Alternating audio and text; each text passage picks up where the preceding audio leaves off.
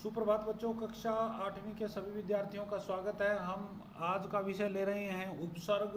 हमने प्रथम अध्याय के अंतर्गत जो व्याकरण कार्य किया है उसमें अब हमारा विषय है उपसर्ग। उपसर्ग क्या होता है? किसी भी शब्द के शुरू में, आरंभ में कुछ शब्द का अंश, शब्द का छोटे से छोटा भाग, टुकड़ा जुड़ करके जब उसके अर्थ में बदलाव ला देता है तो उसका नाम उपसर्ग होता है। अब आप यहाँ देख सकते हैं, जैसे कुछ शब्द यहाँ दिए गए हैं। पठंतु पढ़ो, अवगछंतु समझो। पढ़ो और समझो। क्या? निर्गुणः, निर को गुण से अलग कर दिया। निर शुरू में है, गुण अलग पीछे है, तो निर्गुण के ऊपर निर रखने के बाद निर्गुण यानी गुण रहित है और गुण में निगुण है। तो इसी तरह से उपैति, उप प्लस एति, एति मैंने होता है जाता है, उप जोड़ दिया तो उपैति मैंने होता है प्राप्त करता है। इसी तरह से निपातेन, निपातेन मैंने होता है गिराने से, नी प्लस पातेन जो सेम सही अर्थ है। परि प्लस वर्तनते, परिवर्तनते बढ़ता है, व्यवहार करता है, परिवर्तनते बदलाव करता है। कृतिनाह मैंने होता है अच्छे लोग, सुकृतिनाह मैंने होता है अच्छी कृतियाँ, अच्छी पुस्तकें आदि आदि। त्यजंती छोड़ते हैं, परित्यजंती भी छोड़ते हैं। तो इस तरह से निर, उप, नी, आ आदि आदि उपसर्ग हैं। ये उपसर्ग किसी शब्द के शुरू में लगते हैं। हमारे यहाँ 22 उपसर्ग प्रयोग किए गए हैं, जैसे पर, परा, अप, सम, अनु आदि आदि यहाँ पर दिए गए हैं। आप अच्छे तरीके से इनको समझ लें। ध्यातव्यम, ध्यान देना चाहिए। यत एतेषां प्रयोगः पदानाम आदौ यानी आरंभे भवति, कि इन उपसर्गों का प्रयोग शब्द के शुरू में ही होता है।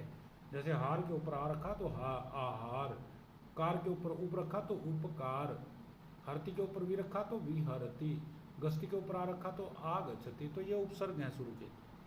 इसी तरह से आपके सामने अलग अलग रूप देख सकते हैं। आप यहाँ पर हैं, कुछ वाक्य यहाँ पर दिए गए हैं आपके सामने। एक बड़ा सुंदर सा एग्जाम्पल है, छात्रा विद्यालयम गस्ती। अब यहाँ गस्ती पर कॉन्सेंट्रेट करें। छात्र विद्यालय जाता है, गस्ती का अर्थ है जाता है। सविद्यालय पाठम अवगच्छति, अब गस्ती के ऊपर अव जोड़ा है, अवगच्छति। स मैंने वह विद्यालय में पाठ समझता है। अब गस्ती के ऊपर अव जोड़ने से ही जिसका अर्थ जाता था, जाता है ऐसा था, वह अवगस्ती रखने पर, अव रखने पर अवगस्ती का अर्थ समझता है। छात्र विद्यालय में पाठ समझता है। विद्यालयात पाठम पठित्वा, विद्यालय से पाठ पढ़कर छात्र है गृहम आगच्छति। अब एक गस्ती का अर्थ जाता है तो आ जोड़ दिया तो आगस्ती में आता है। राम वनम गस्ती, राम वन जाता है। सीता रामम अनुगस्ती, सीता राम के पीछे पीछे जाती है। तो एक गस्ती है जाता है सिंपली, और अनुगस्ती मैंने पीछे पीछे जाता है।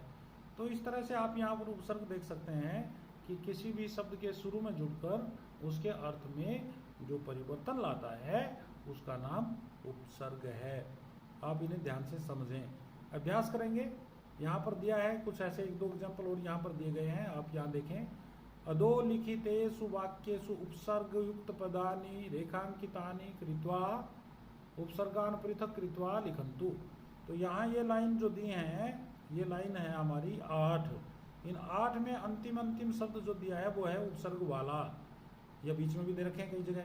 तो ये जो उपसर्ग वाले शब्द हैं, आपने क्या है कि साधारण धातु रूप या शब्द रूप और ऊपर लगा हुआ कोई भी शब्द रूप या धातु रूप के ऊपर कोई शब्दांश, तो उसे पहले अलग कर ले, पहचान लें और उनको अंडरलाइन कर लें। उन सब शब्दों को अंडरलाइन, जैसे कि मैंने कर लिया है, आप इसे पोज करके इसकी सहायता ले सकते हैं। और फिर इनके अंदर जो उपसर्ग है, जो मूल शब्द है या धातु रूप है, उसको अलग करेंगे प्लस से। जैसे आनयति है तो आ प्लस नयति, अनुवदति है तो अनु प्लस वदति, अवगच्छामि है तो अव प्लस गच्छामि, उपकरोति है तो उप प्लस करोति, उत्तिष्ठति है तो उप प्लस तिष्ठति, अधिकारः अधि प्लस कारः, निर प्लस धना नाम, अधि प्लस पति ही। इस तरह से आपने यहाँ पर सब उपसर्गों को अलग करके प्लस करके लिखा। दूसरा प्रश्न क्या कहता है कि जोड़ के लिखो, जोड़ के लिखो। इसका मतलब ब्रैकेट में जो शब्द आप देख पा रहे हैं, अव प्लस गच्छति जोड़ दो, प्लस हटाया तो अवगच्छति बन गया यहाँ पर।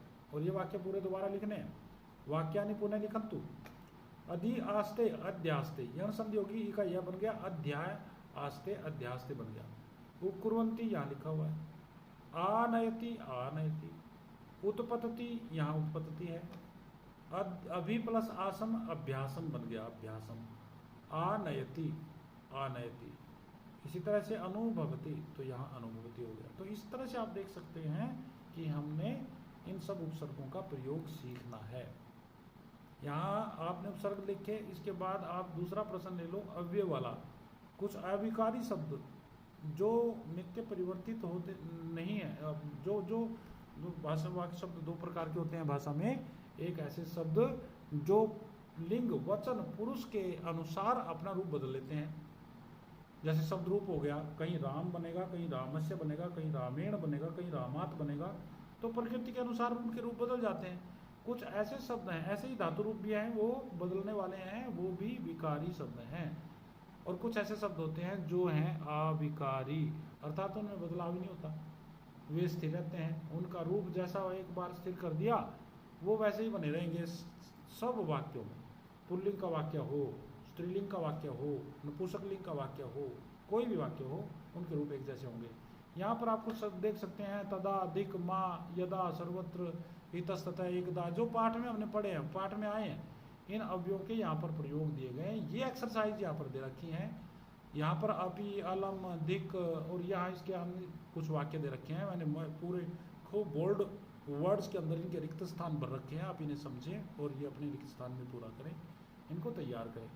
तो इसके साथ ही हमारा ये जो चैप्टर है प्रथम अध्याय पूरा होता है। इसका व्याकरण कार्य है जिसमें उपसर्ग और अव्यय हमने पढ़े हैं। आप अच्छे तरीके से इनको तैयार करें, अपनी कॉपी में लिखें और आपकी बुक में जो एक्सरसाइज जगह दी गई है वहाँ पर इसको पूरा करें। धन्यवाद।